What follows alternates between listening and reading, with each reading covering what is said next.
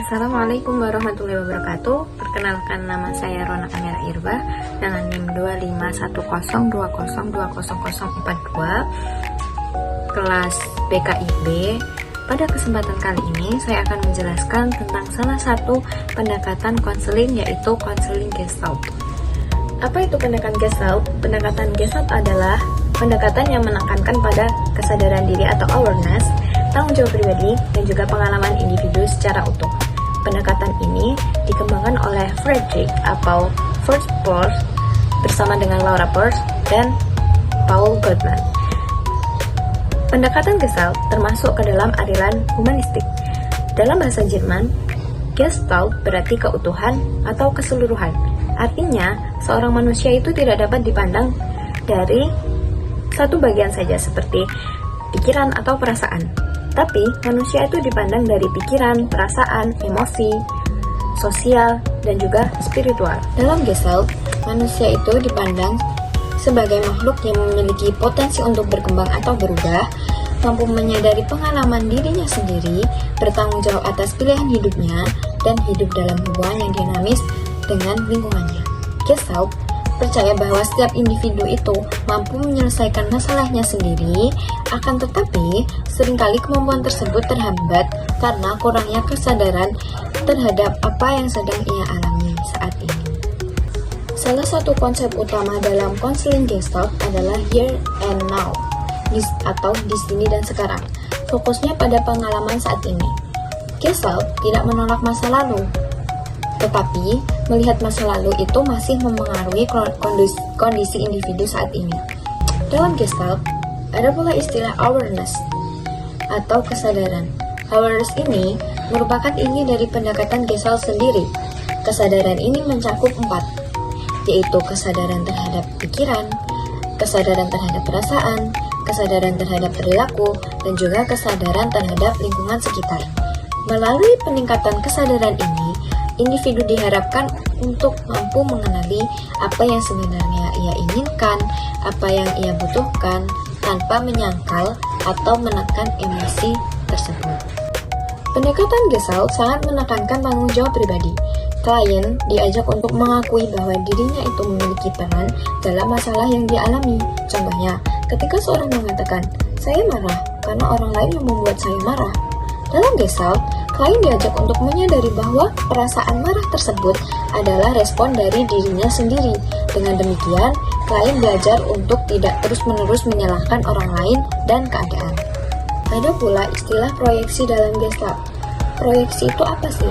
Proyeksi adalah mekanisme ketika seorang menolak atau menyangkal perasaan tertentu dalam dirinya sendiri, lalu memindahkan perasaan tersebut kepada orang lain. Contohnya, seorang yang sebenarnya merasa tidak percaya diri bisa saja mengatakan bahwa orang lain tidak menyukainya atau bahkan meremehkannya. Dalam konseling Gestalt, klien dibantu untuk mengenali dan menerima perasaan yang diproyeksikan tersebut sebagai bagian dari dirinya. Gestalt juga mengenalkan istilah unfinished business atau perkara yang belum selesai. Unfinished business adalah pengalaman emosional yang belum terselesaikan dan masih membebani individu. Biasanya berkaitan dengan perasaan marah, sedih, kecewa, atau bersalah yang tidak pernah diungkapkan. Gestalt meyakini bahwa unfinished business ini dapat menghambat perkembangan individu dan menyebabkan gangguan emosional jika tidak disadari dan diselesaikan. Ada 5 tujuan utama konseling Gestalt dalam membantu klien. Yang pertama, meningkatkan kesadaran diri. Yang kedua, menerima diri secara utuh. Yang ketiga, bertanggung jawab atas pilihan hidupnya. Yang keempat, menjadi pribadi yang autentik atau dapat dipercaya. Dan yang terakhir adalah hidup secara lebih sadar dan bermakna. Selanjutnya adalah peran konselor dalam pendekatan Gestalt ini.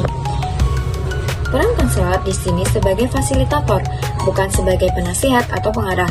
Konselor tidak memberikan solusi secara langsung, tapi membantu klien menemukan kesadaran dirinya sendiri melalui pengalaman dan refleksi.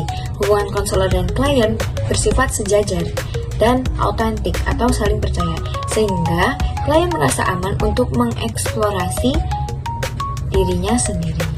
Dalam konseling Gestalt, terdapat 4 teknik. Yang teknik paling populer adalah teknik empty chair atau kursi kosong. Teknik ini digunakan untuk mengekspresikan konflik batin. Yang kedua adalah teknik bermain peran untuk memahami perasaan yang terpendam. Yang ketiga, dialog internal antara bagian diri yang bertentangan. Dan yang keempat adalah eksperimen Gestalt untuk meningkatkan kesadaran pengalaman. Teknik-teknik ini bertujuan agar klien mengalami emosinya secara langsung, bukan hanya dengan membicarakannya. Adapun kelebihan dan keterbatasan Gestalt. Kelebihan Gestalt antara lain adalah meningkatkan kesadaran diri, membantu klien menjadi lebih bertanggung jawab, dan juga bersifat holistik dan humanis. Namun, Gestalt juga memiliki keterbatasan seperti kurang cocok bagi klien yang belum siap menghadapi emosi secara langsung dan juga membutuhkan konselor yang terlatih dan sensitif atau peka. Kesimpulannya adalah pendekatan konseling Gestalt menekankan kesadaran diri, tanggung jawab pribadi, dan keutuhan pengalaman individu. Dengan fokus pada pengalaman saat ini, Gestalt membantu individu menyadari emosinya, menyelesaikan konflik batin, dan menjalani kehidupan secara lebih bermakna. Demikian penjelasan mengenai pendekatan konseling Gestalt yang dapat saya sampaikan. Semoga dapat menjadi penambah pemahaman kita mengenai salah satu pendekatan dalam konseling dan juga dapat bermanfaat bagi kita semua. Cukup sekian dari saya, kurang lebihnya mohon dimaafkan. Wassalamualaikum warahmatullahi wabarakatuh.